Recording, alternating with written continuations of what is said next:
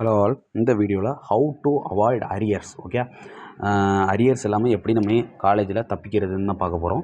Okay, just இந்த ஸ்டெப்ஸை follow பண்ணுங்கள். கண்டிப்பாக உங்களோட இதுக்கு முன்னாடி நீங்கள் படித்ததை காட்டிலும் ஒரு கான்ஃபிடன்ஸோடு நீங்கள் எக்ஸாம் கண்டிப்பாக எழுதுவீங்கிறதுல எந்த விதமான மாற்றுக்கிறதும் இல்லை. தயவு செஞ்சு உங்கள் ஃப்ரெண்ட்ஸ் குரூப்புக்கு இந்த வீடியோவை ஷேர் பண்ணி விடுங்க. எல்லோரும் ஒரு நாளைக்கு கொஞ்சம் நேரம் படிக்க ஆரம்பித்து எக்ஸாம்ஸில் நல்ல மார்க் எடுங்க. All the best. Okay, first syllabus உங்கள் கையில் பிரிண்ட் அவுட் டாக்குமெண்ட்டாக இருக்கணும் எல்லா சப்ஜெக்ட்டுக்கும். ஓகே, அடுத்து செப்பரேட் நோட்டு போட்டிருக்கணும்ப்பா. ஓகே, காலேஜ் ஸ்டூடெண்ட்ஸ் கிட்ட பார்க்குற மேஜர் ட்ராபேக் இதான். செப்பரேட் நோட் வந்து போட்டுருங்க. இல்லை ஒரு நோட்டை 2 துண்டாவது ஸ்ப்ளிட் பண்ணுங்கள். ஒரு நோட்டை 2 ஹாப்ஸாக வந்து ஸ்ப்ளிட் பண்ணி வந்து பண்ணுங்க. மொத்தமே பார்த்திங்கன்னா ஒரு 6 சப்ஜெக்ட் தான் இருக்க போகுது. ஒரு 3 நோட்டு வந்து வாங்கணும். ஓகே, அடுத்து நோட்ஸ் கிளாஸில் ஸ்டாஃப் எழுதுகிற நோட்ஸை வாங்குங்க. இல்லைனா அவங்க வச்சுருக்க நோட்டை பிரிண்ட் அவுட்டாவது எடுத்து வந்து வச்சுக்கோங்க. பிரிண்ட் அவுட் உங்கள் கையில் இருக்கணும். செல்லில் படிச்சிங்க, லேப்டாப்பில் படிச்சிங்க அப்படின்னா டிஸ்ட்ராக்ட் ஆகும் கண்டிப்பாக. ஓகே, அடுத்து புக்ஸ் என்ன ரெஃபர் பண்ணுறது நிறைய டவுட் வந்து வருது. ஓகே, லைப்ரரி போங்க. இல்லைனா ஈஸி லாங்குவேஜ் புக்ஸ், அதாவது என்ன சார் ஈஸி லாங்குவேஜ் புக்னா, ஏதோ ஒரு புக்கை எடுங்க. அந்த ரெஃபரன்ஸ் நம்ம சிலபஸ்லேயே வந்து கொடுத்துருப்பாங்க, ரெஃபரன்ஸ் புக் அப்படின்னு சொல்லியிருப்பாங்க. இல்லை மார்க்கெட்டுக்கு போய்ட்டு லோக்கல் ஆத்தர்னு சொல்லுவாங்க.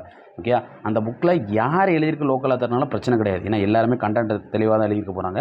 அந்த புக்கில் எந்த லாங்குவேஜ், எந்த புக்கை ரீட் பண்ணும்போது உங்களுக்கு ஈஸியாக தெரியுதோ அந்த புக்கை ஃபஸ்ட்டு என்ன பண்ணுங்கள், ரீட் பண்ணி முடிங்க.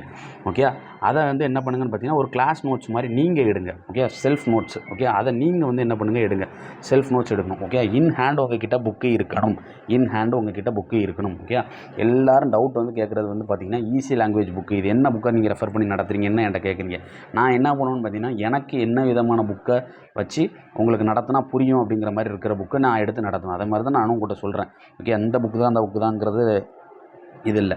எந்த லாங்குவேஜ் புக்கு உங்களுக்கு ஈஸியாக இருக்கும் அந்த லாங்குவேஜ் புக்கை நீங்கள் எடுத்துக்கோங்க. அதாவது நான் சொல்கிறது வந்து பார்த்திங்கன்னா வேர்டிங்ஸ் கொஞ்சம் ஈஸியாக இருக்கணும். லாங்குவேஜ் இங்கிலீஷில் தான் நம்ம என்ன பண்ண போகிறோம், எழுத போகிறோம்.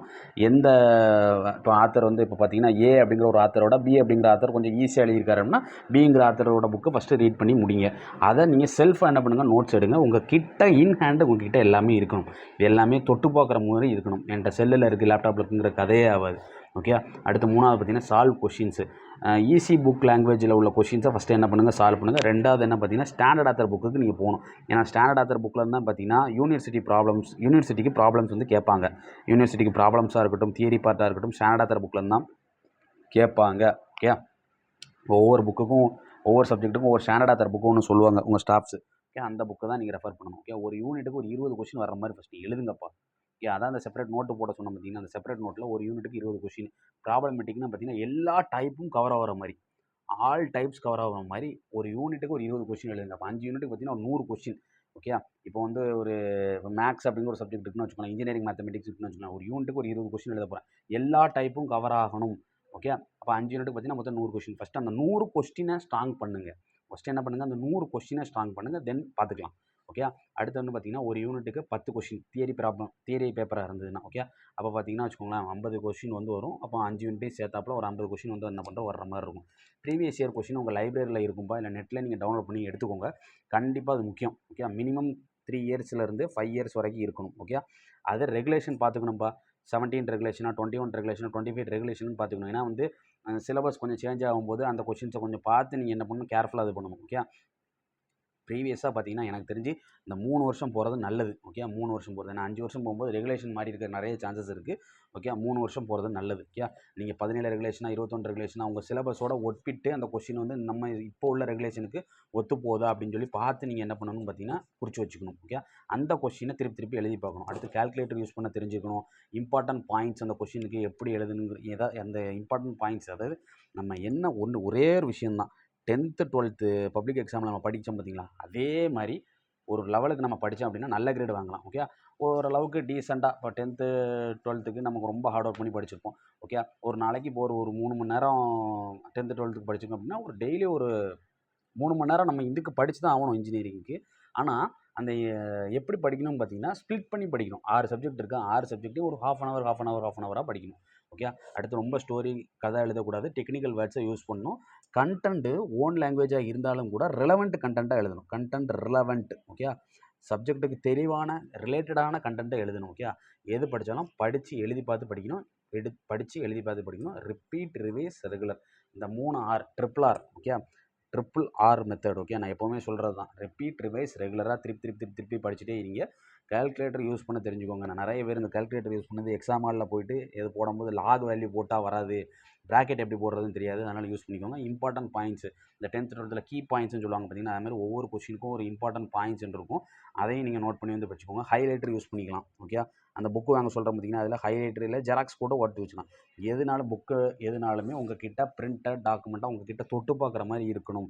ஓகே, செல்லுலேயோ இதுலேயோ இருக்கக்கூடாது, லேப்டாப்லேயோ இருக்கக்கூடாது. ஒரு யூனிட்டுக்கு ப்ராப்ளமேட்டிக்னா 20 கொஷின்ஸ் எல்லா டைப்பும் கவர் ஆகிருக்கணும். தேனா ஒரு 50 கொஷின். ஓகே, இந்த 100 கொஷின் படிக்கும்போதே உங்களுக்கு ஒரு கான்ஃபிடன்ஸ் வந்துடும். ஓகே, இந்த இன்ஜினியரிங் மேத்தமெட்டிக்ஸா இந்த 100 கொஷின் நான் தான் பார்த்துட்டேன், அந்த 100 கொஷின்லேருந்து எனக்கு ஒரு ஐடியா கிடச்சிருமே அப்படிங்கிறது பார்த்துக்கலாம். அந்த 100 கொஷின் படிக்கிறதுக்கு நமக்கு அதாவது ஒரு செமஸ்டர் அப்படிங்கிறது பார்த்திங்கன்னா 120 நாள் இருக்கும். ஓகே, 120 டேஸ் தான் ஒரு செமஸ்டர். ஓகே, அந்த 120 டேஸில் அந்த 100 கொஷின் எப்படி கவர் பண்ண போகிறீங்க, அதான் பிளான். ஓகே, அதுக்கு சோர்ஸ் வந்து பார்த்திங்கன்னா உங்கள் ஃப்ரெண்ட்ஸு இது இருப்பாங்க, பக்கத்து காலேஜில் இருப்பாங்க, இல்லை நம்ம யூடியூப் சேனல்ஸ்லேயே வந்து இருக்கும். ஓகே, நான் என் சேனல் தான் ரெஃபர் பண்ணணும்னு சொல்லலை, நிறைய யூடியூப் சேனல்ஸ் இருக்குது. ஓகே, அவங்களோட சப்ஜெக்ட் நேமை போட்டிங்கன்னா அதில் என்னென்ன விஷயங்கள் வரப்போதோ, கண்டென்ட் இந்த இதை படிங்க அதை படிங்கன்னு சொல்லுவாங்க. அதை நீங்கள் நோட் பண்ணி கூட வச்சுக்கலாம். ஓகே, அதுமாதிரி தியரி பேப்பர்னால் ஒரு யூனிட்டுக்கு ஒரு 10 கொஷின் வந்து வச்சுக்கலாம். Previous year question main role play பண்ணும். ஓகே, மினிமம் 3 இயர்ஸான கொஷின்ஸ் உங்கள்கிட்ட அவைலபிளாக இருக்க வேண்டும். ஓகே, அடுத்து ஸ்டாஃப் கொடுக்குற நோட்ஸு, அடுத்து ஈஸி லாங்குவேஜ் நோட் புக்கு தான் ஃபஸ்ட்டு நீங்கள் ரெஃபர் பண்ணணும். அதுக்கடுத்து தான் என்ன பண்ணணும் பார்த்தீங்கன்னா ஸ்டாண்டர்டாக தர புக்கே ஃபாலோ பண்ணணும். ஓகே, ஓகே, சிலபஸ் உங்கள் கிட்டே இருக்கணும், ஸ்டாஃப் நோட்ஸ் இருக்கணும். செப்பரேட்டாக ஒரு சப்ஜெக்ட்டுக்கு 2 சப்ஜெக்ட்டுக்கு ஒரு நோட்டு போட்டுக்கலாம். ஃப்ரண்ட் அண்ட் பேக் வந்து எழுதி பழகிக்கலாம். ஓகே, வேறு என்ன பார்த்தீங்கன்னா ப்ரீவியஸ் இயர் கொஸ்டின் சொல்லியாச்சு. அடுத்து எதுனாலும் ஸ்டோரி ரொம்ப எழுதக்கூடாது, டெக்னிக்கல் வேர்ட்ஸாக எழுதணும். என்விரான்மெண்டல் சயின்ஸ் அப்படிங்கிற ஒரு பேப்பர்லாம் பார்த்தீங்கன்னா ரொம்ப கதை அடிச்சுப்பாங்க நம்ம பையங்க. அதனால் அந்த பேப்பர் நிறைய அரியர்ஸ் வந்து விழுது.